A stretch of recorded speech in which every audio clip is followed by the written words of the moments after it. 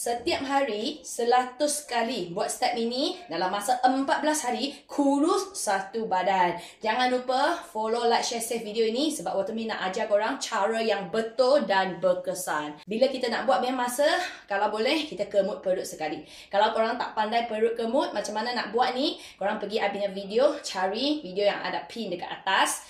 Okey, lepas kita dah kemut, okey, kita kena angkat kaki kat tepi. So, untuk kawan baru, mungkin badan besar sikit, badan kurang stable ataupun badan lemah, kaki angkat punya masa, rasa nak terjatuh, korang pegang sesuatu. So, badan korang kena stable. Kaki kat tepi. Tak payah angkat tinggi-tinggi dulu. Janji you boleh stablekan dulu. So, kaki sudah stable. Okay, baru kita angkat tangan. Tarik ke atas. Tarik ke atas. Tarik ke atas. Tak perlu laju. Tak perlu kira masa. Tapi you kira berapa kali you buat.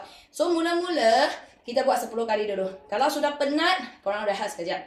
Dan sambung lagi 10 kali. So, buat ikut kemampuan badan sampai sekaligus you boleh habiskan 100 kali tanpa rasa tangan korang sangat sakit, kaki korang sangat sakit.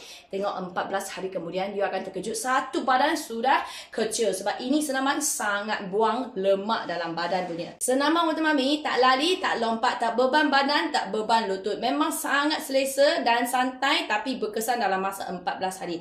Korang tengok ramai kawan-kawan sudah berjaya kuruskan satu badan, bahu sudah tak sakit, kaki sudah kuat, pinggang sudah kecil, dah jadi awet muda. Semua hasil kawan-kawan sudah dapat. Korang nak tak? Kalau nak, cepat dapatkan satu set video Watermi. Satu set dalam ada 15 video, begitu banyak. Dah cukup kasih you satu badan, sihat kurus, kempis perut sudah. So, nak beli, bayar hanya RM9.99. Contact nombor admin ni, bagi tahu dia, you nak beli video. Laju-laju, senaman seawal mungkin supaya masa depan kita semakin sihat, kurus, kempis perut dan awet muda.